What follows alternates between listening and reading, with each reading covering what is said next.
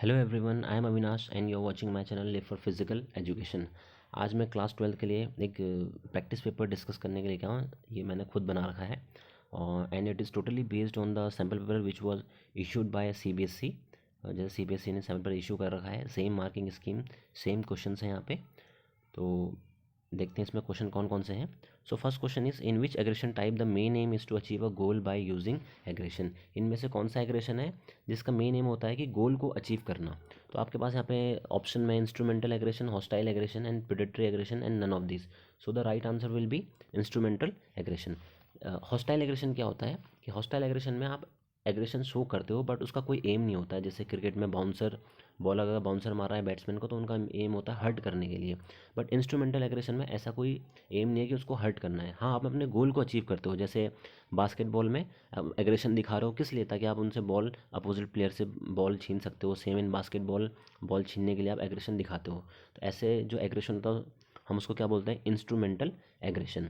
So next question is which of the following आसन is not considered in diabetes. यहाँ पे ऐसे question में आपको पहले अंडरलाइन करना चाहिए नॉट। यहाँ पे नॉट पूछ रहा है तो कभी कभी हम ये सोचते हैं कि डायबिटीज़ में कौन सा कंसीडर करना है आसन को। तो सबसे पहले आपको अंडरलाइन करना है not.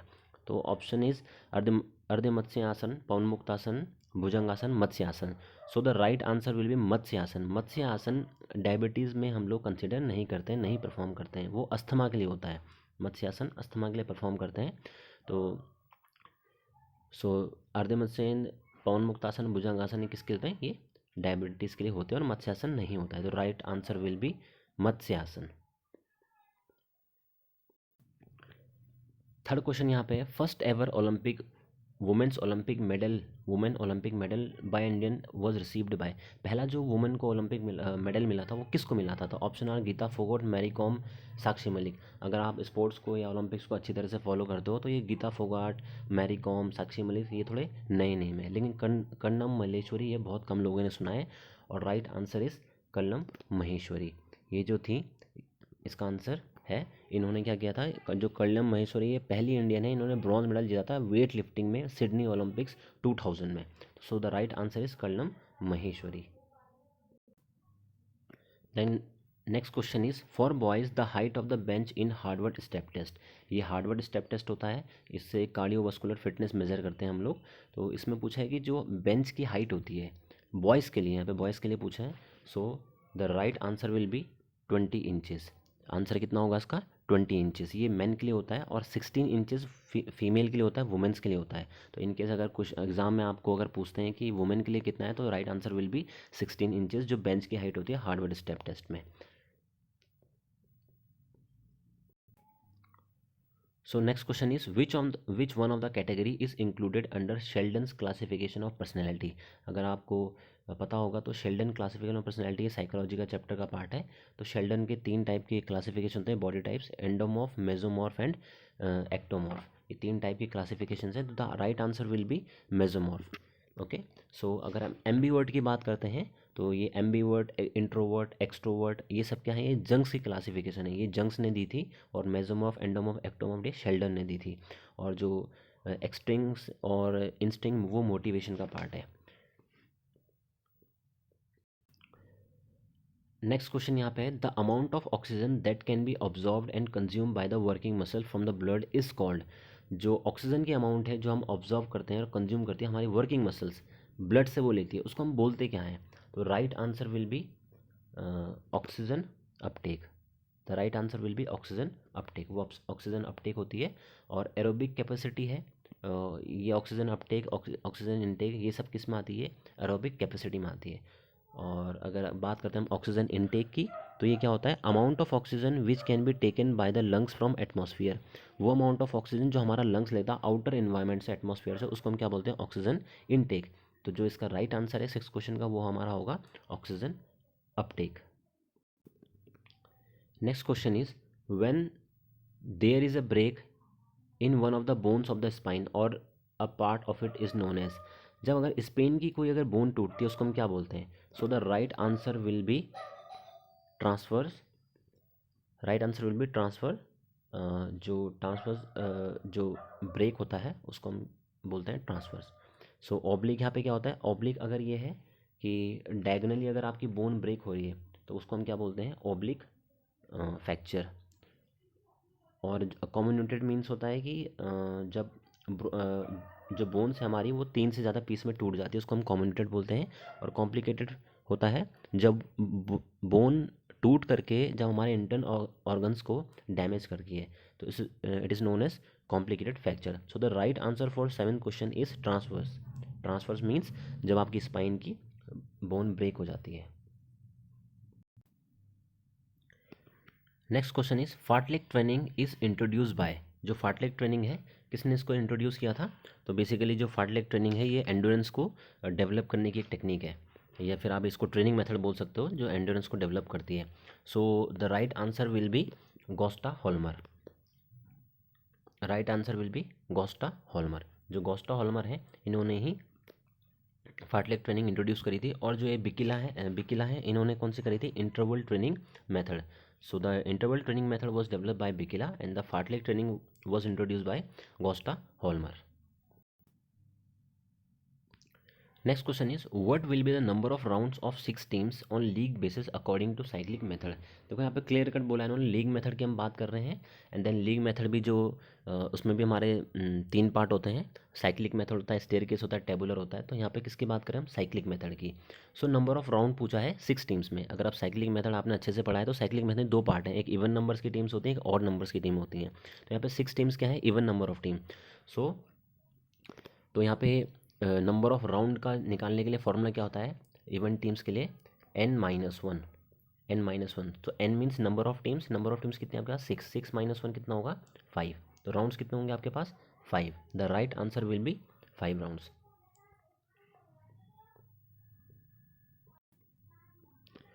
The next question is a child with the disorder of ADHD can be identified by which of the following ways। तो सबसे पहले आपको पता होना चाहिए कि what is the full form of ADHD। So the full form is attention deficit hyperactivity disorder। तो इसकी जो ये क्या फुल फॉर्म है हमारी? Attention deficit hyper activity disorder. तो इनमें से कौन सी जो डिसऑर्डर कैरेक्टरिस्टिक्स है इन बच्चों में देखने को मिलती है? तो आप देखिए यहाँ पे सी ऑप्शन है, यहाँ पे बिल्कुल करेक्ट कौन सा है? C option. यहाँ पे देखो अटेंशन भी है और फुल फॉर्म क्या है इसकी? ADHD की attention deficit hyper activity disorder. इस डिसऑर्डर में बच्चों को थोड़ा अटेंशन पे नहीं करते हैं, वो उनका कंसंट्रेशन नहीं होता है, एक जगह बैठते नहीं है वो। तो अटेंशन देखो सी ऑप्शन में भी आ रहा है, तो ये राइट आंसर कौन सा हो जाएगा? C option. नेक्स्ट क्वेश्चन है यहाँ पे अजर्सन रीजन वाला, और ये एक बहुत बड़ा चेंज है इस बार CBSE के जो सैम्पल पेपर में हमने देखने को मिला कि अजर्सन रीजन क्वेश्चंस भी यहाँ पे आ रहे हैं। तो एक क्वेश्चन यहाँ पे मैंने भी इंक्लूड किया है। So assertion is biomechanics is the study of forces and their effects on living system. तो ये अजर्सन होता है। तो इन क्वेश्चन को करने का तरीका क्या है कि बायोमैकेनिक्स क्या है? Study is the study of forces and their effect of living system. और ये बात सही है, बायोमैकेनिक्स मीन्स होता है कि कौन सी फोर्सेज आपकी बॉडी पर लग रही हैं लिविंग सिस्टम पे और उनके क्या रिजल्ट होते हैं उन फोर्सेस के। So the assertion is right. तो ऑप्शन में अगर आप देखोगे तो यहाँ पे जहाँ पे आपको ए इज़ फॉल्स मिल रहा है तो उसको रिमूव कर दो, क्योंकि ए क्या है? बिल्कुल सही है। तो लास्ट ऑप्शन में अगर आप आओगे ए इज़ फॉल्स, तो ए इज़ फॉल्स मीन ये टोटली रॉन्ग हो गया है, तो इट मीन्स डी ऑप्शन यहाँ पे टोटली कैंसिल हो गया है। सो हम अगर हम जाते हैं रीज़न पे, अब इसका रीज़न क्या है? In swimming third law of motion law of reaction is utilise. ये कह रहे हैं कि स्विमिंग में न्यूटन्स का थर्ड लॉ जो लॉ ऑफ रिएक्शन है वो यूटिलाइज होता है, लगता है। तो ये बात भी बिल्कुल सही है। जैसे आप स्विमिंग करते हो तो स्विमिंग में क्या होता है, आप जो जो स्विमर्स होते हैं वो अपने हाथों से क्या कहते हैं पानी को बैक की तरफ फोर्स करते हैं और पानी उनको आगे की तरफ फेंकता है। तो ये अपोजिट बेसिकली काउंटर फोर्स हो रही है, अपोजिट फोर्स लग रही है। जैसे बास्केटबॉल में आप ड्रिबल करते हो हल्के हल्के, तो बास्केटबॉल कम ड्रिबल होगी, जैसे आप स्पीड से करोगे तो और हाइट पकड़ती है।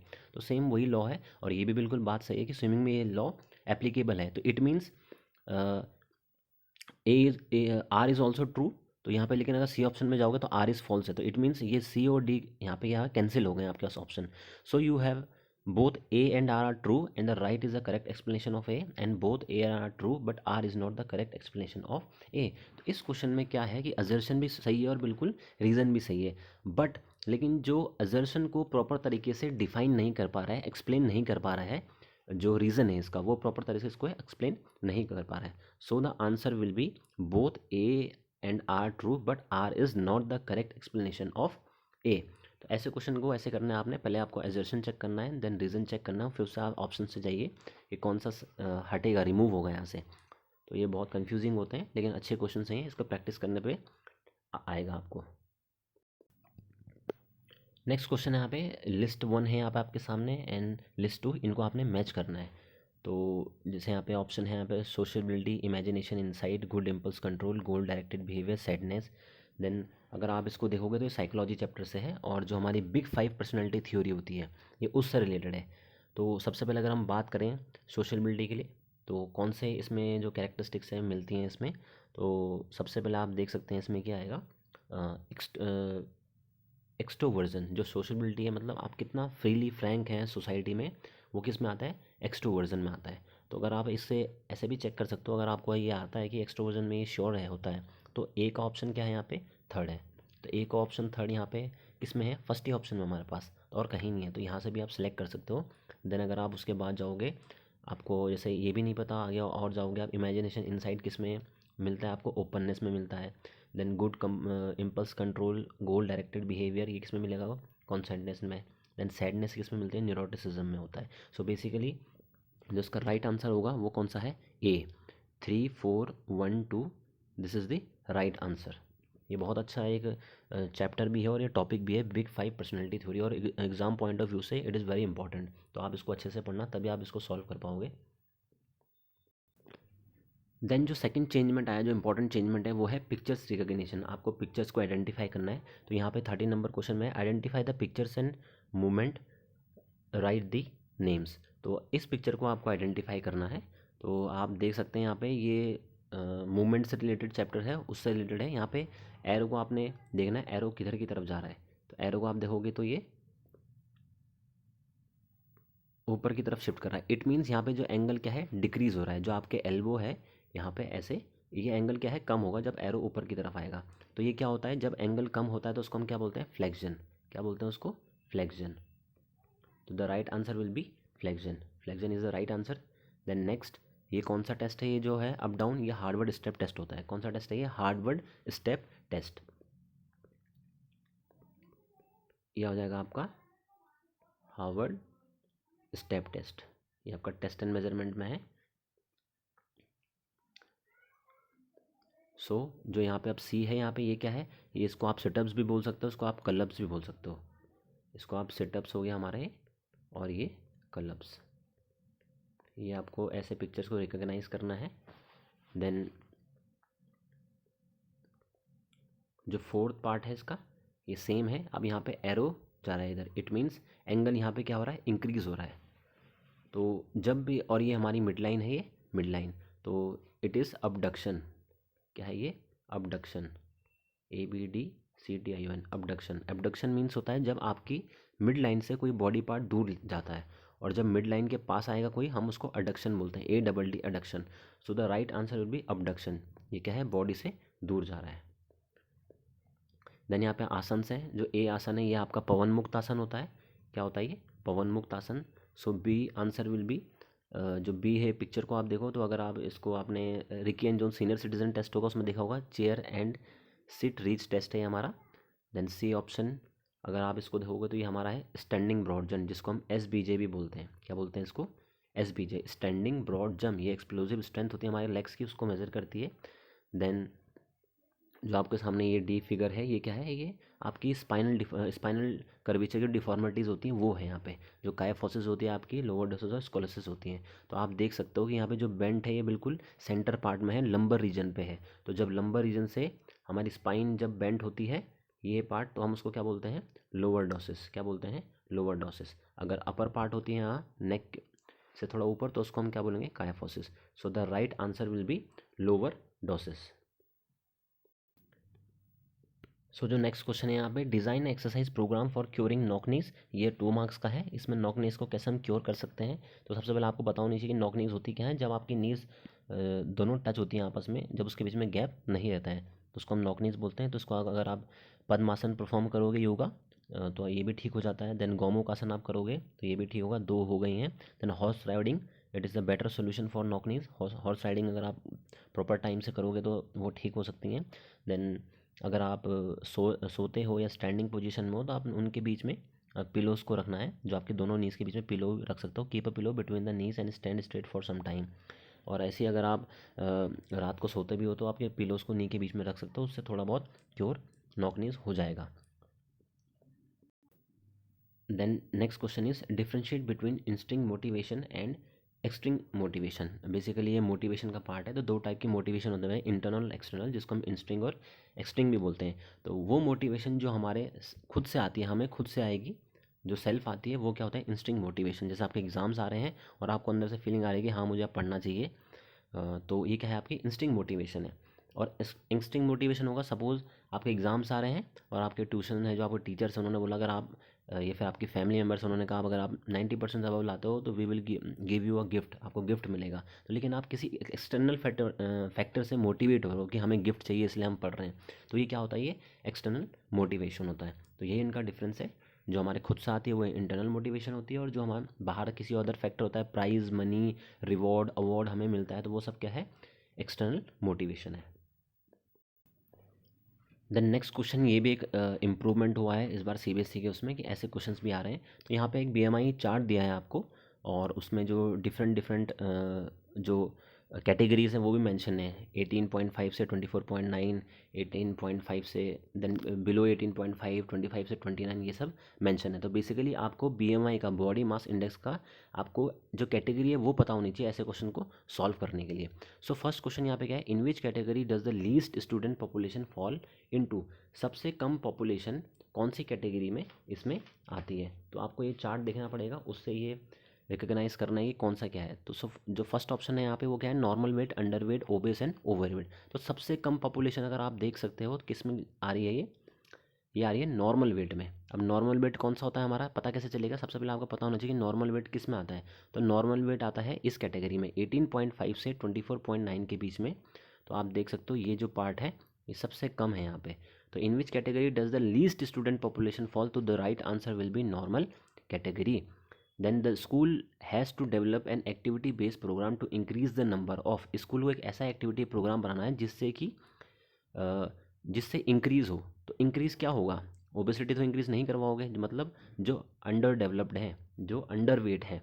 तो आपको पता होना चाहिए कि अंडर वेट किस कैटेगरी में आता है। तो अंडर वेट की कैटेगरी कौन सी है, अगर बिलो 18.5 होते हैं, 18.5 से कम होते हैं तो वो अंडर वेट है। तो आपका ये जो सेकंड है यहाँ पे, ये क्या है, अंडर वेट की कैटेगरी में आ रहा है, अंडर वेट।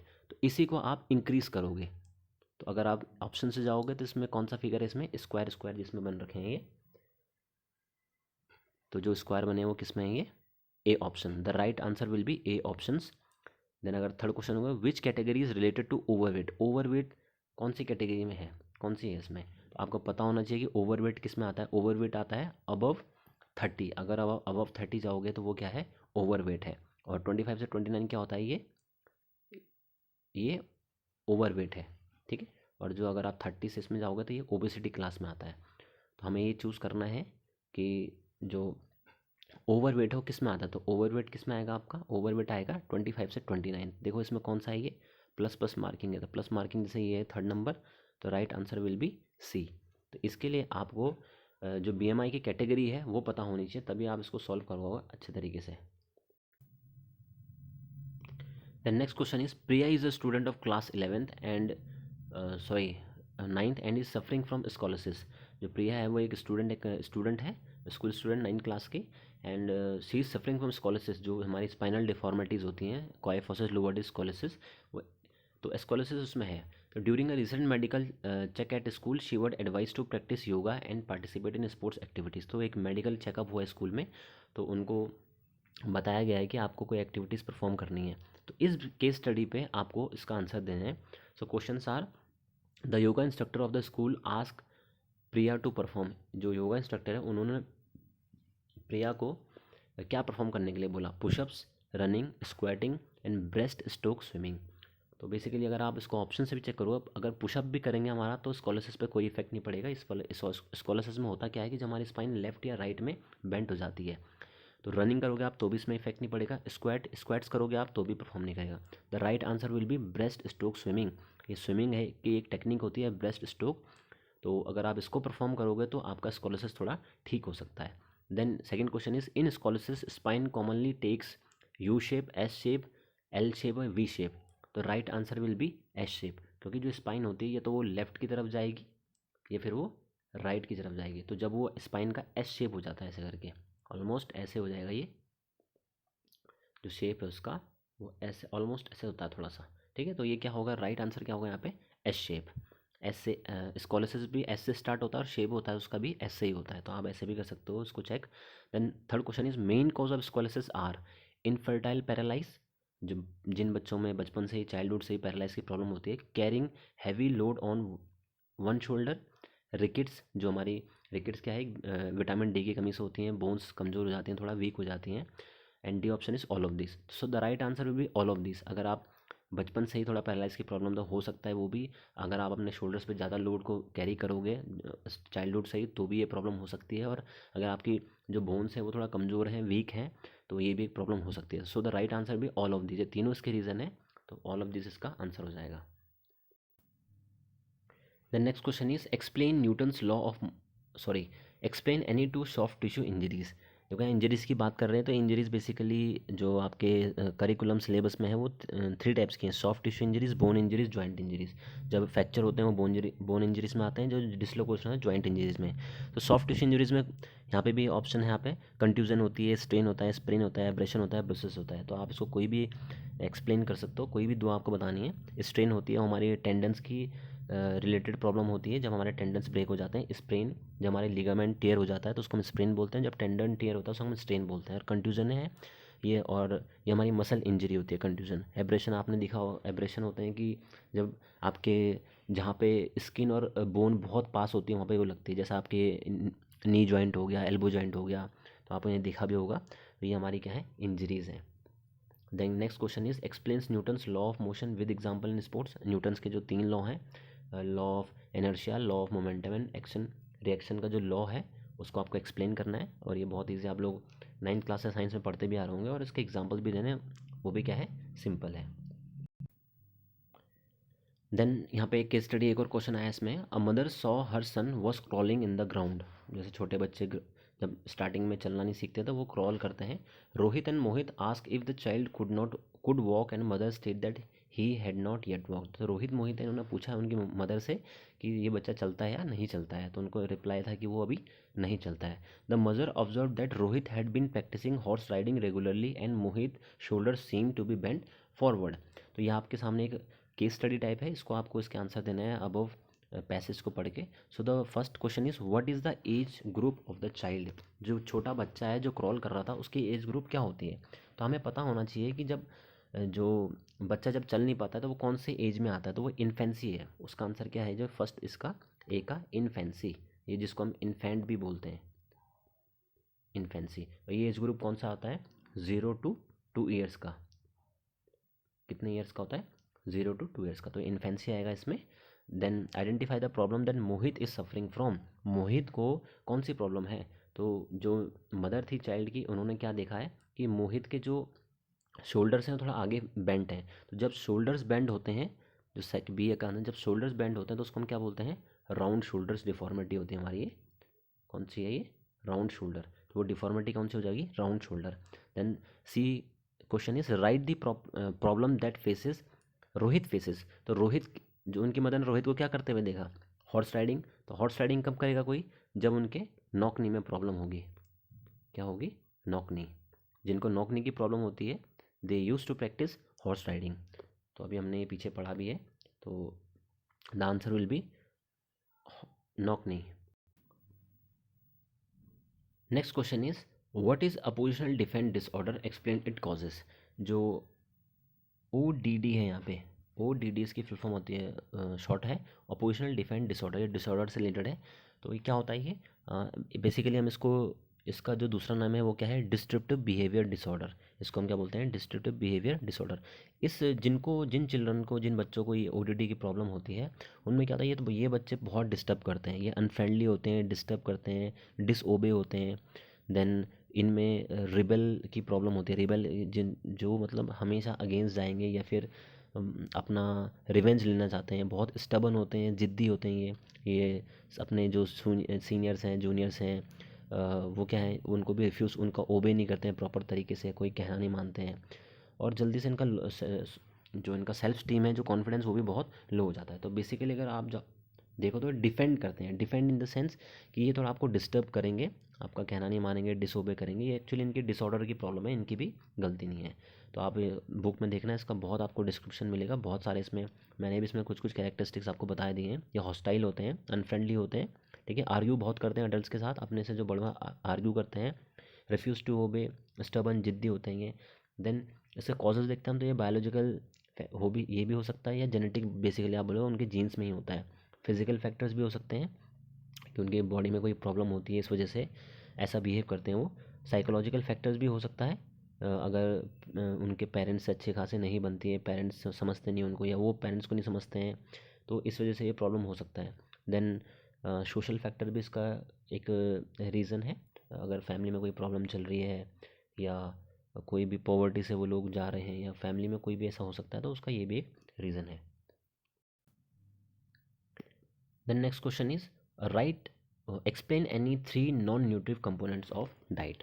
ये आपका सेकंड चैप्टर है बैलेंस एंड डाइट का। तो दो टाइप के होते हैं यहाँ पे, न्यूट्रिव कंपोनेंट्स ऑफ डाइट होते हैं, एक नॉन न्यूट्रिव होता है। तो नॉन न्यूट्रिव से जिनसे आपको किसी टाइप की एनर्जी नहीं मिलती है, ज़्यादा नहीं चाहिए होते हैं, उनकी कैलोरीज आपको नहीं चाहिए होती है। तो इसका अगर आप देखोगे तो इसमें फाइबर आता है, जिसको हम रफेज भी बोलते हैं, जो फाइबर्स होते हैं जिनमें वाटर इसमें आता है। देन कलर कंपाउंड्स इसमें आते हैं, फ्लेवर कंपाउंड्स आते हैं, प्लांट कंपाउंड्स आते हैं। तो कोई भी आप तीन इसको डिफाइन कर सकते हो। कलर कंपाउंड्स में आपने देखा होगा आजकल कि कलर को मिक्स करते हैं इंजेक्शन के थ्रू, जो फ्रूट्स को चेंज कर देते हैं, आजकल बहुत यूज़ हो रहा है इस चीज़ का।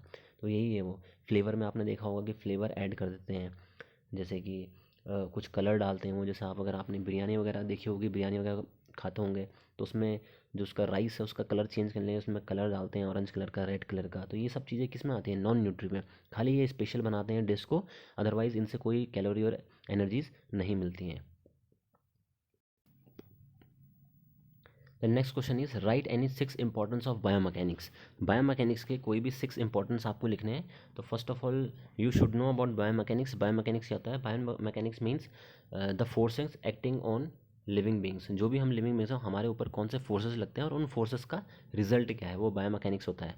तो बेसिकली इसके अगर हम इंपॉर्टेंस देखते हैं, तो टेक्निक को इम्प्रूव करने के लिए इसका हम यूज़ कर सकते हैं, कैसे हमें टेक्निक को इम्प्रूव करना है। देन इक्विपमेंट को अगर इम्प्रूवमेंट करना है, तो with the help of biomechanics हम इक्विपमेंट्स का इम्प्रूवमेंट कर सकते हैं, जो different different sports and games में यूज़ होता है। परफॉर्मेंस को इंक्रीज़ करते हैं with the help of biomechanics. अगर आप फोर्सेस का अच्छे तरीके से यूज़ करोगे, external forces, internal forces, then इससे परफॉर्मेंस भी इंक्रीज़ होगी। अगर आपको अच्छे तरीके से नॉलेज है बायोमैकेनिक्स का, कैसे कौन से एंगल में किसी चीज़ को रिलीज़ करना है, कौन से एंगल में आपको वेट लिफ्ट करना है, तो इससे क्या होता है, इंजरी भी, ये आपको प्रिवेंट करता है इंजरी से। इंजरीज से थोड़ा बच सकते हैं आप। सेफ्टी के लिए भी हम यूज़ कर सकते हैं, जब हमें पता होगा कि मसल्स को, बोन्स को कैसे कैसे हमें यूज़ करना है, जॉइंट्स को हम कैसे यूज़ करेंगे, तो थोड़ा सेफ्टी रहता है इससे। With the help of biomechanics हम जो ट्रेनिंग में हम जो पार्ट लेते हैं, उस ट्रेनिंग को भी हम इम्प्रूव कर सकते हैं और अच्छा बना सकते हैं बायोमैकेनिक्स से। तो ये सब बहुत सारे ऐसे इंपॉर्टेंस हैं इसमें। टीचिंग प्रोसेस को भी बहुत अच्छे से कर सकते हैं। अगर कोचेस को बायोमैकेनिक्स की प्रॉपर नॉलेज है, तो उनको कोचिंग को या टीचिंग को और अच्छा बना सकते हैं।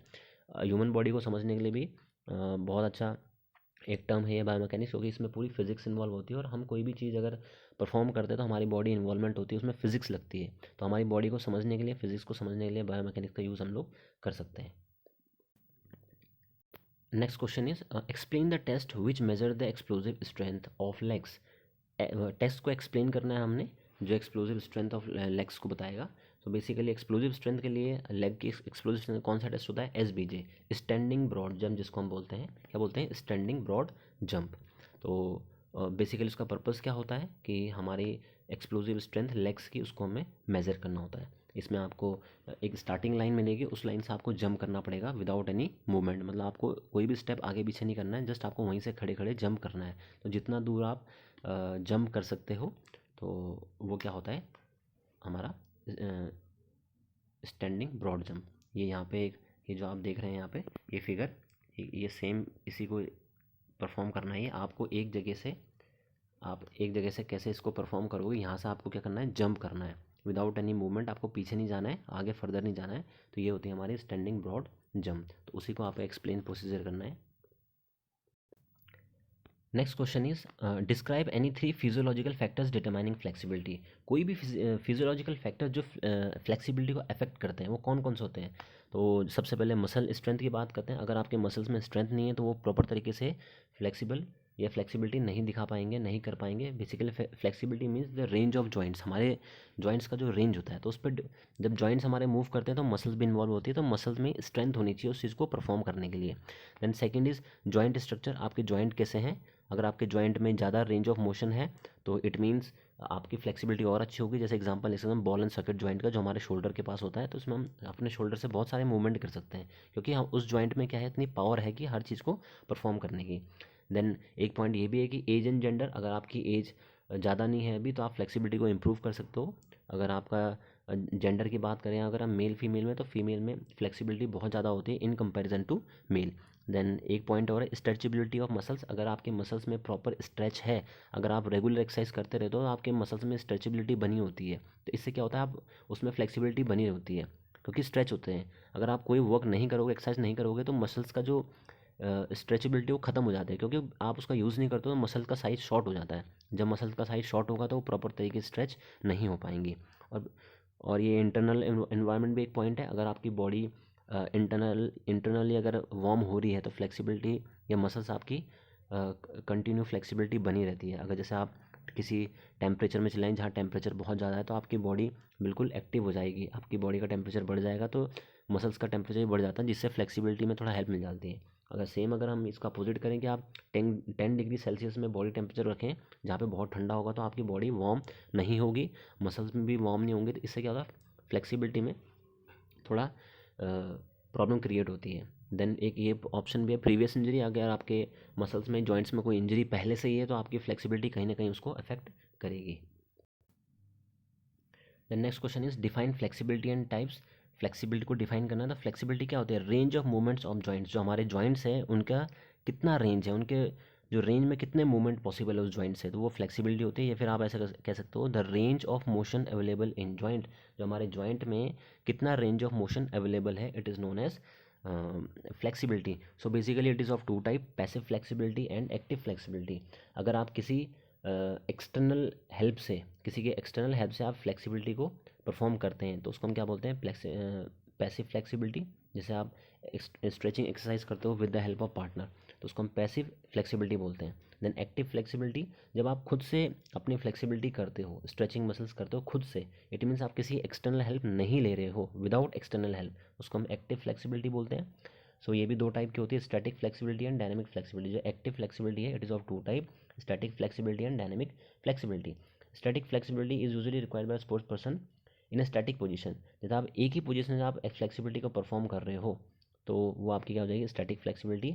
और जब आप मोशन में कर रहे हो तो वो डायनेमिक फ्लेक्सिबिलिटी हो जाएगी। जैसे आप चलते चलते या चलते चलते आप कोई स्ट्रेचिंग एक्सरसाइज कर रहे हो, अपने जॉइंट्स को कोई मूवमेंट कर रहे हो चलते चलते वाइल वॉकिंग, तो वो क्या हो जाएगा, डायनेमिक, मतलब आप मोशन में कर रहे हो।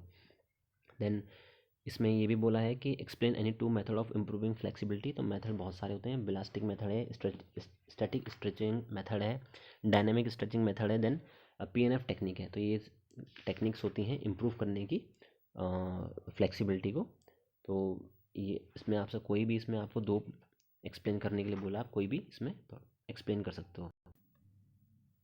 Then next question is enlist Sheldon's classification of personality and describe. ये साइकोलॉजी का पार्ट है, यहाँ पे आपको जो हर्बर्ट शेल्डन है उनके जो बॉडी टाइप्स हैं उनको एक्सप्लेन करना है। सो you have endomorph, mesomorph, ectomorph. जो शेल्डन है इन्होंने 3 टाइप की बॉडी टाइप्स बताए यहाँ पे, endomorph, mesomorph, ectomorph. Endomorph means इनके शॉर्ट हाइटेड होते हैं, इनके आर्म्स और लेग थोड़ा शॉर्ट होंगे और इनकी बॉडी थोड़ा फिजिकली राउंड होती है, और ये थोड़ा शॉर्ट हाइटेड भी होते हैं, इनके बॉडी आर्म्स थोड़ा शॉर्ट होंगे। देन हम मेसोमॉर्फ की बात करते हैं, इनकी बिल्कुल एथलेटिक बॉडी होती है, जैसे हुसैन बोल्ट हैं, ये सब क्या है, ये मेसोमॉर्फ बॉडी में आते हैं। और एक्टोमॉर्फ में बिल्कुल क्या होगा, वो पतले होंगे, टॉल होंगे, उनके जो आर्म्स होंगे, अपर लिम्स, लोअर लिम्स हैं, जो उनके हाथ हैं, लेग्स हैं, वो क्या होते हैं, थोड़ा एलोंगेटेड होते हैं, लंबे होते हैं।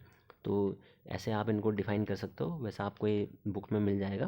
देन एंडोमॉर्फ हैं जो शॉर्ट हाइटेड हैं, ये किस गेम में जा सकते हैं जहाँ पे पावर बहुत ज़्यादा लगती है, स्ट्रेंथ ज़्यादा लगती है, तो आप जैसे वेट लिफ्टिंग में। मेसोमॉर्फ है, ये क्या होता है, ये बहुत अच्छे होते हैं स्पोर्ट्स में, ये जहाँ पे एग्रेशन दिखाते हैं वहाँ पे 100 मीटर स्प्रिंट्स में, वहाँ पे बहुत ज़्यादा इनका यूज़ हो सकता है। देन एक्टोमॉर्फ बॉडी, जो पतले होते हैं, लीन होते हैं, तो इनका जो सूटेड स्पोर्ट्स एंड गेम्स है वो है एंडोरेंस, जहाँ पे एंडोरेंस बहुत ज़्यादा चाहिए होता है, जैसे लॉन्ग डिस्टेंस वॉकिंग होती है, यहाँ पे इनका अच्छा यूज़ हो सकता है। तो बहुत सारे इनके कैरेक्टरिस्टिक्स हैं, आपको ये देखने को मिल जाएगा आपकी बुक में भी। देन बात करते हैं हम लोग, एक्सप्लेन द प्रोसीजर ऑफ गोमोकासन, इट्स बेनिफिट एंड कंट्राइंडिकेशन। जो गोमोकासन आता है उसका प्रोसीजर, उसको कैसे परफॉर्म करते हैं हम लोग, उससे क्या बेनिफिट है, क्या कंट्राइंडिकेशंस होते हैं इसमें। तो गोमोकासन आपने देखा होगा, बहुत ईजी है ऑलमोस्ट, ये जैसे बैक स्क्रैच टेस्ट होता है वैसे इसको हम परफॉर्म करते हैं। So last question is, Amit notice that his grandfather is facing difficulty in putting on overhead garment. Amit है, उनके ग्रैंडफादर है, उनको जो ओवरहेड गारमेंट, जब उनको अपने नेक से कपड़े पहनते हैं तो उनको प्रॉब्लम थोड़ा क्रिएट होती है। He decided to conduct a test, what is the name of this test, what is the purpose of this test, explain its procedure. So basically आपको पता होना चाहिए कि ग्रैंडफादर की बात कर रहे हैं, it means he is a senior citizen. तो सीनियर सिटीजन के लिए कौन सा टेस्ट होता है, so the test is Rikli and Jones senior citizen test. अब ये बात करें ओवरहेड गारमेंट्स की, मतलब अपने उनको ऊपर से कपड़े पहन रहे हैं वो अपने नेक से शोल्डर से, इट मीन्स उनकी अपर बॉडी फ्लेक्सिबिलिटी चेक करनी है। यहाँ पे क्या करनी है, अपर बॉडी फ्लेक्सिबिलिटी। तो उसके लिए कौन सा टेस्ट हम कंडक्ट करेंगे, वी विल कंडक्ट, या Amit will conduct back stretch test. जो बैक स्ट्रेच टेस्ट होता है, इसमें आपको अपने दोनों हाथ पीछे करके टच करने होते हैं। तो ये गोमुखासन जैसा ही है, तो ये अपर फ्लेक्सिबिलिटी को चेक करता है। तो आप बुक में आपको मिल जाएगा ये टेस्ट ईजिली। देन इस टेस्ट का नेम क्या है, बैक स्क्रैच टेस्ट। और पर्पस क्या है इसका, to measure the upper body flexibility, जो आपके शोल्डर्स हैं उनकी फ्लेक्सिबिलिटी को थोड़ा मेजर करना है। सो ये इजी है। तो मैं आपका थोड़ा क्वेश्चंस आपके लिए लेके आया था, थोड़ा इजी हो जाएगा, वो समझ में आएगा पेपर किस टाइप में आता है। किसी को अगर कोई भी डाउट है आप, या फिर किसी भी कोई भी टॉपिक से अगर कोई डाउट है आपको, या कोई वीडियोस उस टॉपिक से रिलेटेड बनानी है, तो आप मुझे कमेंट सेक्शन में बता सकते हैं।